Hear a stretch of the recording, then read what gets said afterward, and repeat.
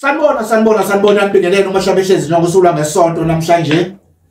Ubuza impilo uthi ngajabula mase niphile nonke South Africa nangaphandle amazwe angaphandle nibingelele lonke abafundisi nezinduna nemeya.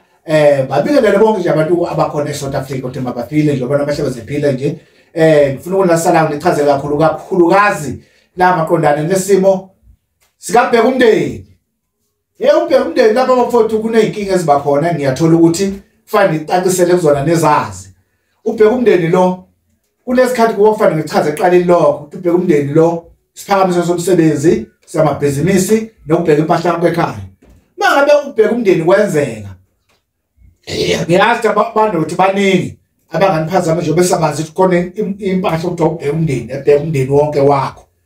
Kunomuntu obakhona owufaka ebaleni lakho lo muntu ubheka umndeni osuke ugathi ukuthi makwenzeka kunenkinga yenza ubheka umndeni ungaphela uvuseleli ungeze kahle bo awuthi uzoqala phansi uzovuselela kuzoqhubeka umsebenzi wakho ephambili.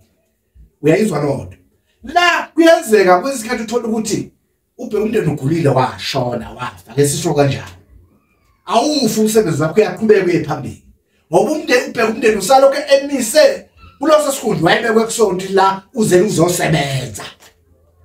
Ngiyakholwa ukuthi bafikile abantu bese bazi ukuthi ubheka umndeni bafuna ukuwisa ungakwazi ukuba nomsebenzi adubule yonke impahla ekhaya. Akwani lutho lokho kodwa ngeke kwenze lokho ubheka umndeni ekhona. Kodwa ufanele wathi ubheka umndeni kunesikhonkwane sakhe aqhubeka nasasebenza ngaso ofanele uqhubeke nje ukuthi akasekho kodwa ukuqhubekile ukuya phambili. Akukho ukuthi uzobuqa phansi uzovusela amahlabehlezi.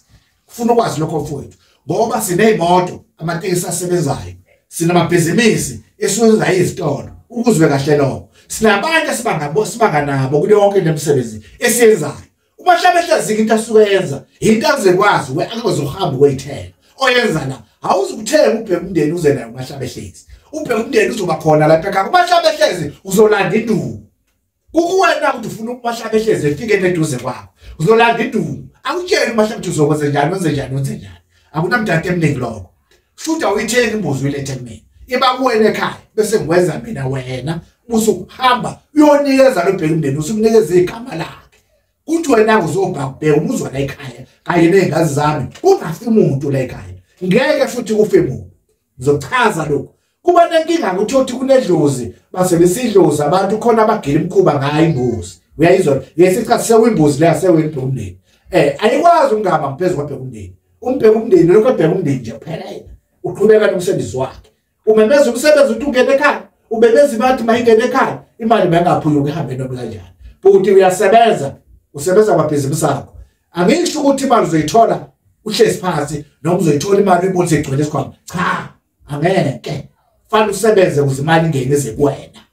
Luphe umndeni uzonika wona amandla ukuthi ukuphila izingane zakho uphila amafowethu akukhona ukuthwala kuphela kukhanda impilo bafowethu ngiyazi ngeke umuntu ongahlophi ongadingi imali noma shabehlezi khona ngayidingi imali. Uyayizwa lento ngisho kodwa ngiyathanda ukuthi enginakho engikwazi ukwenza ngikwazi na ukuthi ukuthole kungadli mina ngidwa sile sonke. Ungizwa kahle mfowethu ngiyacela ke mfowethu ukuthi ungaduki lapho uhambe ngendlela ubheka umndeni akavinjwe nawo wenza yonke into efanele uzokuthola konke umashabehlezi uthi inani ayidingayo uze kwenzeke lento uyithola kuyena umashabehlezi le yonke lonto hayi kuwe lozana nemali yakho umashabehlezi akwenzele yonke into yakho uhamba uze kushona ibuye imali yakho lekhokho umashabehlezi uphinde uqhubeke futhi uzozuye phambili noma bengakuphazamisa benzeni kuphela kunezinto ezokutshela khona into engeke iqiniphise ukuthi ungayisebenzisi wili ingulube kuphela.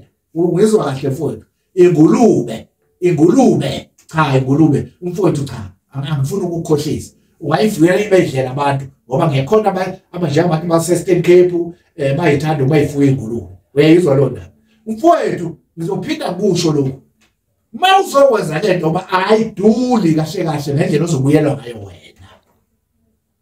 Uyayizwa lonto ayiwona u50,000 ngeke usho lo 25,000 uzobuyela imali yakho ngokusebenza kwakho ibuyele kuwena. Okubabuhlungu kubafowethu bakhipha imali kungabikho ukubuyayo. Mina ngithi uyozufe uyishiye kudla ingane zakho ngoba uzoqhubeka nokusebenza ibhizinisi yakho. Akekho ozokuphazamisa emsebenzini wakho. Akekho ozokuthobula emsebenzini wakho. ngeke bethobele ubheka umndeni uyayizwa lento ngisho kuphela fanele umphathe kahle ubheka umndeni ungamphazamisa ungumshayi umphathe kahle thokoza mfowethu ngiyabonga lapho ngiyethemba uzwile ucaciselekile nawe ubudedekile ungezwile kahle kodwa umndeni mayefa kwenzakalani aqala ukuvuselela cha imali kamakhobo ikhokha kanye thokoza gogo yilokho ezochazela mfowethu zikhona nje umahlabehlisi siyabonga zobe